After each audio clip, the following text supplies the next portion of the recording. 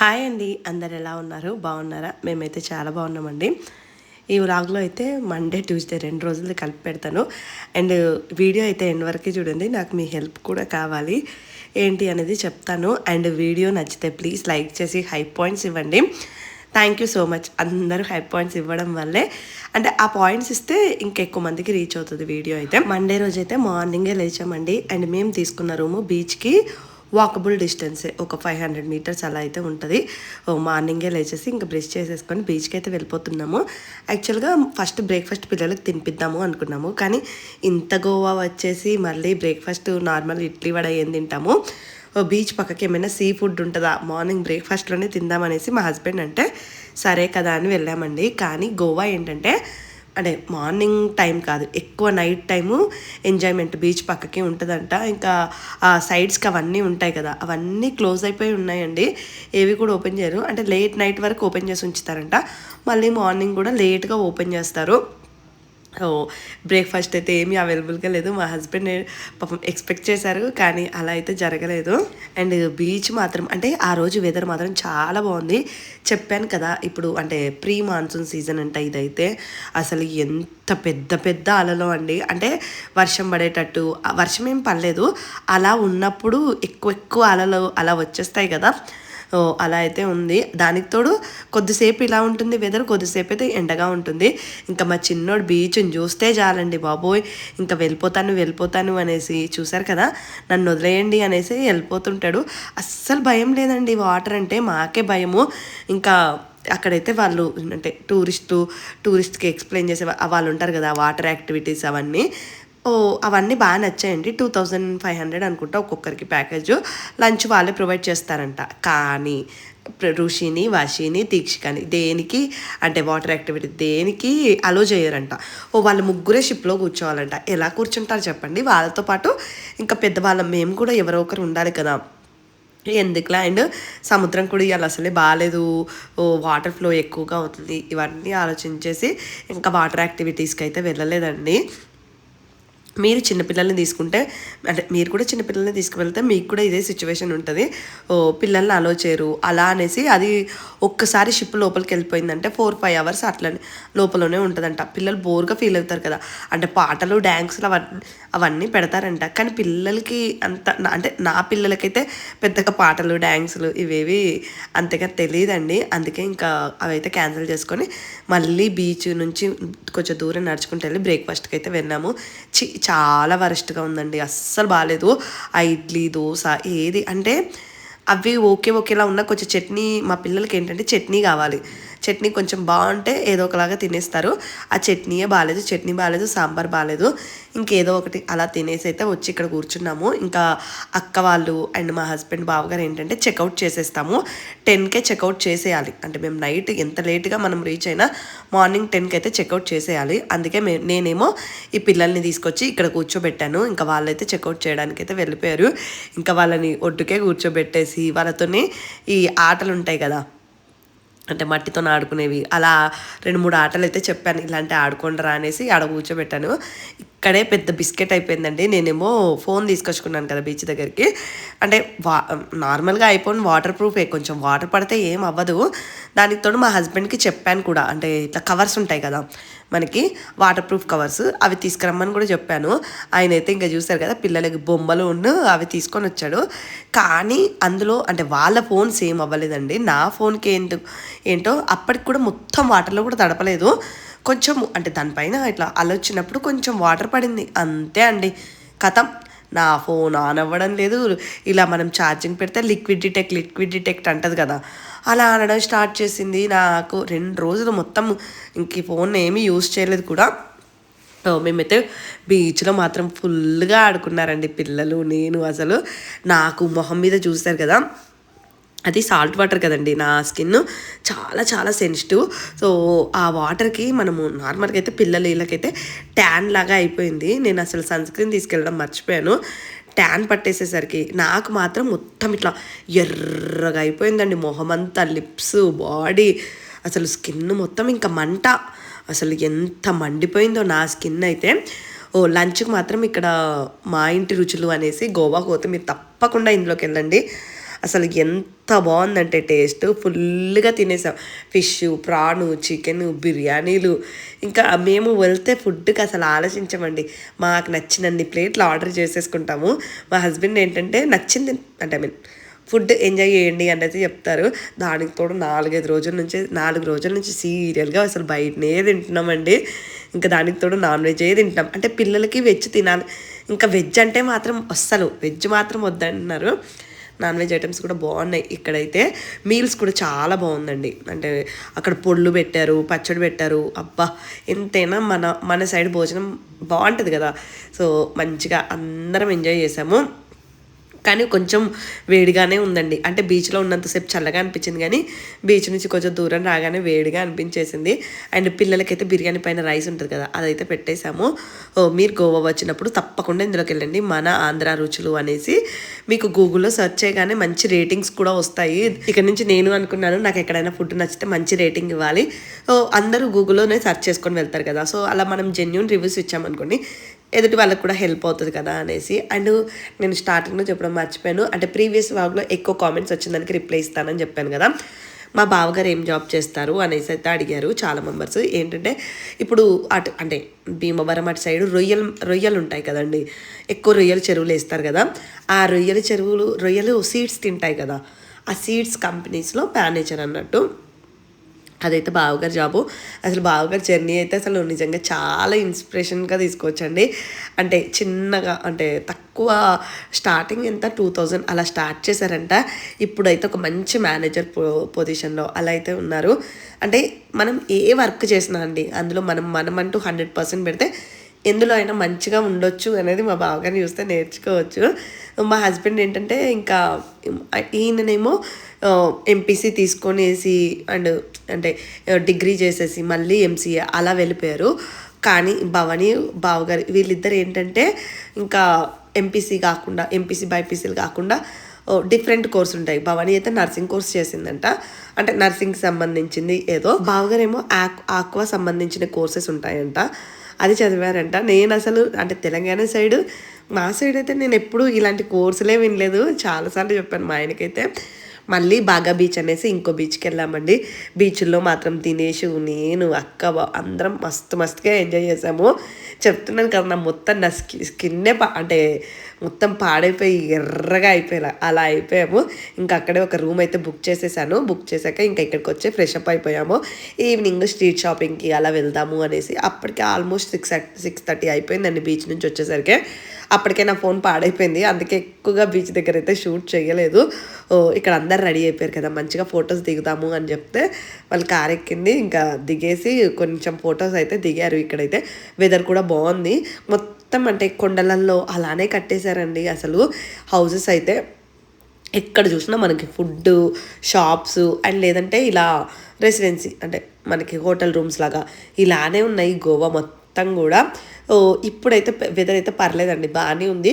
కానీ మీరు యాక్టివిటీస్ చేద్దాము అలా వచ్చిన వాళ్ళకైతే పెద్ద డిసప్పాయింట్ అనేది చెప్పాలి. అండ్ ఇక్కడ నన్ను కూడా కొంచెం వీడియో అయితే చేశారు. నేను ఈ డ్రెస్ వేసుకున్నాను, అసలు ఇక్కడ వేడిగా ఉంటుంది కదా అలా అనేసి వద్దనుకున్నాను. కానీ సర్లే ఓన్లీ నైట్ ఒక 1-2 అవర్సే కదా అనేసి అయితే ఇంకా వేసుకొని మళ్ళీ వెళ్తున్నాము.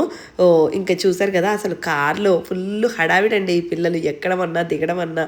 ఇంకా దినేష్, రిషిబాబు అయితే వెనకే కూర్చున్నారు. అండ్ అక్క కొంచెం హెల్త్ బాగాలేదనేసి ఇంకా అక్కనైతే ముందే కూర్చోబెట్టాము. మధ్యలో నేను వశుబాబు తీక్షి కూర్చున్నామండి. మా వశిగాడు ఎంత అల్లరంటే వాళ్ళని కొట్టేయడము చేసేయడము. వాళ్ళు ఇప్పుడు వీడు 4 సార్లు కొట్టినప్పుడు వాళ్ళు ఒకసారి కొట్టి తీసుకోలేడండి అసలు. అంటే కొంచెం గట్టిగా బెదిరించిన ఇంకా మేమేమీ అనం కదా, ఫుల్ ప్యాంపర్ చేసేసరికి అలా. ఫుడ్ కోసం అయితే చాలా చూసామండి, కొత్తగా ఏమన్నా ట్రై చేద్దామనేసి. ఎన్ని సెర్చ్ చేశానో కానీ ఒక 2-3 ఏమో క్లోజ్ చేసేసారు. అంటే మేబీ ఫుడ్ అయిపోయిందో ఏంటో మరి క్లోజ్ చేసేసారు. మళ్ళీ నెక్స్ట్ డే జర్నీ కదా, ఇంకా కొత్తగా ట్రై చేయడం ఎందుకులే అనేసి మళ్ళీ ఆఫ్టర్నూన్ తిన్న మన ఆంధ్ర రుచుల దగ్గరికి వెళ్ళిపోయాము. అసలు ఫుడ్ మాత్రం నిజంగా అండి చాలా బాగా ఎంజాయ్ చేసాము. చాలా టేస్టీగా ఉండే, సేమ్ మన సైడ్ ఎలా ఉంటుంది అలా. మేమైతే ఒక లిటరలీ చెప్తున్నాం, మరి ఒక 10 ప్లేట్లు ఆర్డర్ పెట్టుకుంటామేమో అన్నీ కూడా. ఇంకా అక్క బావ అయితే meals, non veg meals, veg meals వాళ్ళైతే మీల్స్ తిన్నారు. కానీ మేమేమో ఇంకా బిర్యానీ బ్యాచ్. ఈ పిల్లలు కూడా ఏంటంటే ఎక్కువగా అంటే అంటే చికెన్ పకోడీ, చికెన్ ఐటమ్సే ఎక్కువగా ఇష్టపడతారు. ఇంకా ప్రాన్, ఫిష్ కూడా ఇక్కడ బాగుంది. అంటే బాగా నీట్‌గా చేశారు. సో, ఫుల్‌గా అయితే కడుపుకి ఎక్కువగా తినేసి ఇంకా బయలుదేరిపోయాము. మళ్ళీ ఇప్పుడైతే కొంచెం షాపింగ్ చేద్దాము అనేసి. గోవాలో మీరు అనుకుంటారేమో షాపింగ్ బాగుంటది అలా అనేసి. నాకైతే పెద్దగా నచ్చలేదండి. క్వాలిటీ లేవండి బాబు బట్టలైతే. అంటే మేము చాలా ట్రై చేసాము పిల్లలకి ఐ లవ్ గోవా అలాంటి అంటే నార్మల్గా డ్రెస్సెస్ ఏమైనా తీసుకుందాము అనేసి. కానీ అస్సలు బాగాలేవు. అవి ఒక్క వాష్ చేశాను అనుకోండి మొత్తం తుక్కు అయిపోతాయి. సో బట్టలు వేస్ట్ అండి. మీరు వచ్చేటప్పుడే కొంచెం బనియన్ క్లాత్ అలాంటివి తెచ్చేసుకోండి. అండ్ ఇంకోటి కూడా ఏమనుకున్నానంటే ఇలా ట్రావెల్కి వెళ్ళినప్పుడు అండి ఒక రైస్ కుక్కర్ వేసుకొని పోతే బెటర్ అండి. ఇలా ఒక 4-5 డేస్ మీరు కానీ ట్రిప్ వేసుకుంటే బెటర్ రైస్ కుక్కర్ కూడా తీసుకొని వెళ్ళిపోయి కొన్ని పొడులు కూడా తీసుకెళ్ళండి. ఎందుకంటే అంటే 4-5 డేస్ ఇట్లా మొత్తం బయటనే తిన్నా కూడా టమ్మీ అప్సెట్ అయిపోద్ది. అండ్ పిల్లలు అస్సలు సరిగ్గా తినలేదండి. మెయిన్ మా చిన్నోడైతే పాపం వాడికి ఫుడ్డే సెట్ అవ్వలేదు ఎంటైర్ జర్నీలో. ఇంకా నేను అనుకున్నాను ఓకే ఒక చిన్న రైస్ కుక్కర్ తీసుకెళ్ళిపోతే ఎక్కడన్నా హోటల్లో కొంచెం రైస్ పెట్టేశాను అనుకోండి వాడికి, అంటే కర్రీస్ ఏదైనా కొంచెం వేస్తే తినేస్తాడు. సో రైస్ మెత్తగా ఉండి మనం ఇంట్లో నుంచి కొంచెం కందిపొడి అలాంటివి తీసుకొని వెళ్ళిపోతే నెయ్యేసి తినిపించేయచ్చు కదా. నెక్స్ట్ టైం అయితే అలానే చేస్తాను. మా హస్బెండ్ మళ్ళీ నెక్స్ట్ ఇయర్ తీసుకొస్తారంట గోవాకి. ఇప్పుడు జస్ట్ 2 డేసే ఉన్నాం కదా. మేము ఇప్పుడు వచ్చింది నార్త్ గోవా అండి. సౌత్ గోవా అయితే చాలా పీస్ఫుల్గా ప్లెజెంట్గా ఉంటుందంట. సరే నెక్స్ట్ ఇయర్ అక్కడికి వెళ్దాము అనేసి అయితే అన్నారు. ఇంక ఇక్కడైతే షాపింగ్ చేస్తున్నాము. మేమేమీ కొనుక్కోలేదండి. చెప్తున్నాను కదా పిల్లలకు బట్టలు కొందామని చూశాను కానీ అసలు బట్టలు ఏవీ బాగాలేవు. అక్క ఏంటంటే ఎవరికో అంటే వాళ్ళ పక్కన వాళ్ళకి రిటర్న్ గిఫ్ట్స్ లాగా ఉంటాయి అనేసి ఇయర్ రింగ్స్ ఈ బాక్స్ ఉన్నాయి కదా ఇలాంటి ఇయర్ రింగ్స్ అయితే తీసుకున్నారు. నాకు ఇంకా అంటే నేను ఎలాగో పెట్టుకోను ఇలాంటి ఇయర్ రింగ్స్ ఎందుకులే అనేసి ఇంకా ఏవి తీసుకోలేదు. యాక్చువల్గా పిల్లలకు కూడా బట్టలు అంటే దీక్షికాకి దినేష్కి కూడా చూశాను ఏమైనా మంచిగా బట్టలు ఉంటే తీసుకుందాము అనుకున్నాను కానీ అవి ఏమీ లేవండి. అస్సలు బాగాలేవు. అంటే మరీ పలుచగా అంటే ఇంకా ఒక ఉతుక్కే పాడైపోయేలాగా ఉన్నాయి. వేస్ట్ షాపింగ్ అయితే అనిపించింది. ఇలాంటివి ఏవైనా అంటే నార్మల్గా ఇలాంటివి ఇయర్ రింగ్స్ ఇలాంటివి అయితే పర్లేదు బాగానే ఉన్నాయి. ఇంకా ఆడ మరి రుషిబాబు వశిబాబు ఏదైనా కొనుక్కుందామా టాయ్ అని చూశారు కానీ వాళ్ళకి ఏవి సెట్ కాలేదు. ఇలాంటి మ్యాగ్నెట్స్ కూడా ఏం చేసుకుంటానులే అనేసి ఇంకా నేనైతే ఏవి కొనలేదు. మళ్ళీ మార్నింగ్ జర్నీ 650 కిలోమీటర్స్ అండి బాబోయ్. నిజంగా ఈ జర్నీ సక్సెస్ అయింది అంటే లిటరల్లీ మా బావగారి వల్లే అండి. అంటే మా హస్బెండ్కి లాస్ట్ చెప్పాను కదా మీకు ఆయనకి మాన్యువల్ అంతగా రాదంట. అంటే అది అండ్ దాని కార్ కూడా ఎలా ఉందంటే గట్టిగా ఉందండి బ్రేకులు అయినా అవైనా. సో మా హస్బెండ్కి ఇంకా కాలు నొప్పి చేసేస్తుంది అనేసి కాలుకైతే పెళ్ళికి అవ్వకముందే కొంచెం ఆపరేషన్ అయింది అన్నట్టు. మళ్ళీ అంటే రాడ్ లాగా వేశారు కాలు అంటే మోకాలు అంటే కాలు కింద పాదం ఉంటుంది కదా అక్కడైతే.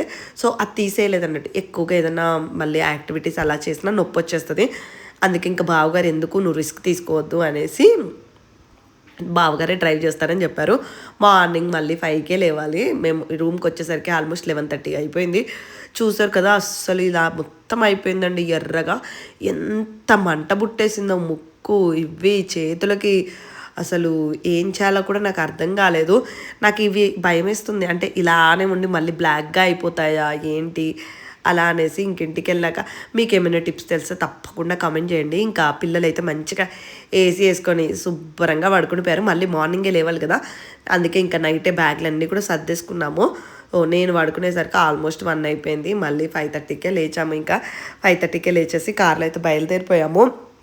అబ్బా ఎంత లాంగ్ జర్నీ అండి. మేము అసలు ఇక్కడ నుంచి బెంగళూరుకి వెళ్ళేసరికి నైట్ 9 అయిపోయింది. అసలు అంటే ఇంకా మధ్యలో ఎక్కువగానే ఆగాంలేండి. ఎందుకంటే పిల్లలు ఉంటారు కదా. సో అంటే వాష్రూమ్ వచ్చిందనేసి ఆకలేసింది ఇలా డిఫరెంట్ వాటికి అయితే అడిగారు. అండ్ చాలా మెంబర్స్ ఏంటంటే బడ్జెట్ ఎంత అయింది హోల్ ట్రిప్కి అలా అని కూడా అడిగారు. నేను అసలు కౌంట్ చేయలేదండి. అంటే మా హస్బెండ్ బడ్జెట్ అయితే ఒక 80,000 అలా ఆ రేంజ్లోనే అయ్యింది అనుకుంటాను. అంటే 80,000 అంత అయ్యిందేమో.